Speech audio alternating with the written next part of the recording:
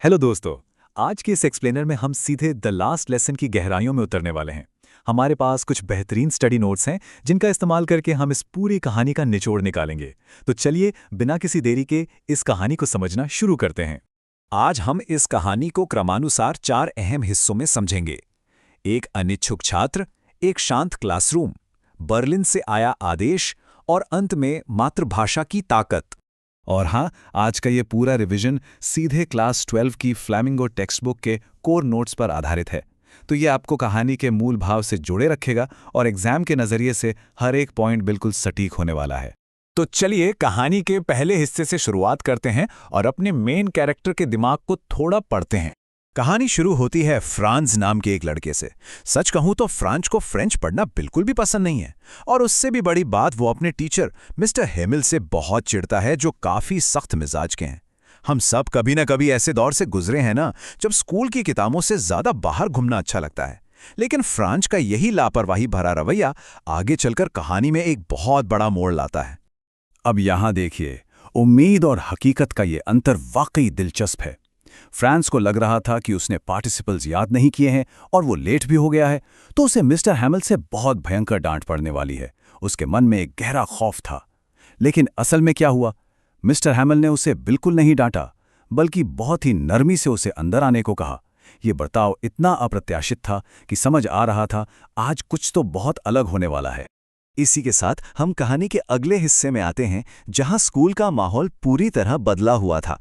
जरा सोचिए, सुबह सुबह स्कूल कैसा होता है। बच्चों का भारी शोर शराबा, डेस्क खिसकाने की आवाजें, है ना? लेकिन उस दिन स्कूल में रविवार की सुबह जैसा सन्नाटा पसरा था। सब बच्चे अपनी अपनी डेस्क पर एकदम चुपचाप बैठे थे। ये पिन ड्रॉप साइलेंस पूरे क्लासरूम को एक अजीब से रहस्य में लपेट देता है और बता रहा था कि आज का दिन कोई आम दिन बिल्कुल नहीं है। और सिर्फ सन्नाटा ही नहीं था, कुछ और भी बहुत अजीब था। मिस्टर हैमिल ने अपने वो खास खूबसूरत हरे रंग के कपड़े क्यों पहने थे, जो वो सिर्फ इंस्पेक्शन या प्राइज डिस्ट्रीब्यूशन वाले दिन पहनते थे? और तो और क्लास के पीछे वाली बेंचों पर गांव के बुजुर्ग क्यों बैठे थे? ये सभी अजीब बातें फ्रांच के दिमाग में बस यही सवाल पैदा कर रही थी कि आखिर चल क्या रहा है। और कमरे में मौजूद हर चेहरे पर जो उदासी थी, वो किसी बुरी खबर का इशारा कर रही थी। और फिर इस सन्नाटे को तोड़ते हुए एक ऐसी खबर आती है जिसने कहानी को उसके क्लाइमैक्स पर ला दिया। मिस्टर हैमिल बहुत ही गंभीर और भारी आवाज में बताते हैं कि बर्लिन से एक आदेश आया है। आदेश ये है कि अल्सेस और लोरेन के स्कूलों में अब से सिर्फ जर्मन पढ़ाई जाएगी।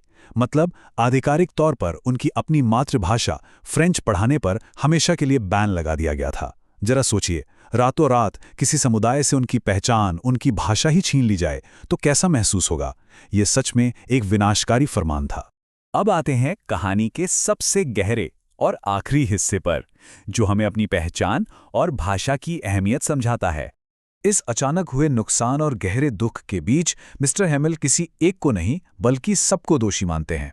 वो बताते हैं कि कैसे सबने अपनी ही भाषा को सीखने का काम कल पर टाल दिया। लेकिन वो एक बहुत बड़ी बात भी कहते हैं। उनका मानना था कि जब किसी देश को गुलाम बनाया जाता है, तो जब तक वहां के लोग अपनी मातृभाषा से मजबूती से जुड़े रहते हैं, मानो उनके पास अपने गुलामी की जंजीरें तोड़ने की, यानी अपनी जेल की चाबी होती है। अगर हम इस पूरी कहानी के आर को फटाफट रीकैप करें तो ये लिस्ट एकदम परफेक्ट है। फ्रांस का पढ़ाई से जी चुराना, टीचर से डरना, पार्टिसिपल्स ना सीखना, स्कूल में सन्नाटा देखना, फ्रेंच बैन होने की खबर मिलना और अंत में मिस्टर हैमिल द्वारा मातृभाषा की ताकत का एहसास कराना। ये सारे कोर प्लॉट पॉइंट्स दिमाग में सेट कर लीजिए। ये एक बेहतरीन रिवीजन समरी की तरह काम करेंगे। कहानी का अंत एक बहुत ही शक्तिशाली और भावुक कर देने वाले पल के साथ होता है। वाइव ला फ्रांस, यानी फ्रांस अमर रहे।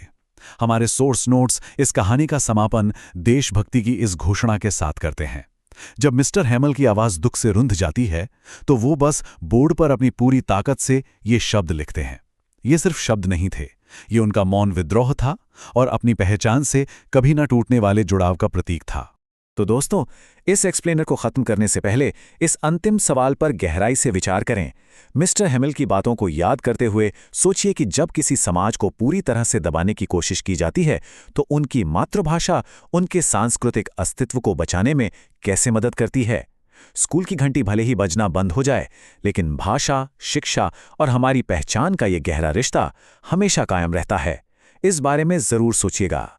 हमारे साथ जुड़ने के लिए बहुत बहुत शुक्रिया।